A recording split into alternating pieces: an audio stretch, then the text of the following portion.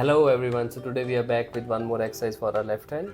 So we'll be starting with our E6 string. What we are going to play 1, then 4, then 3, then again 4, then 2, then 4, then 1, then 4. So 1, 4, 3, 4, 2, 4, 1, 4.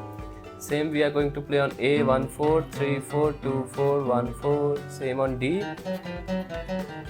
G, 1, 4, 3, 4, 2, 4, 1, 4. Same for B. Same for E. 1, 4, 3, 4, 2, 4, 1, 4. Same way you'll be coming back. Now I played on B, now I'll play on G.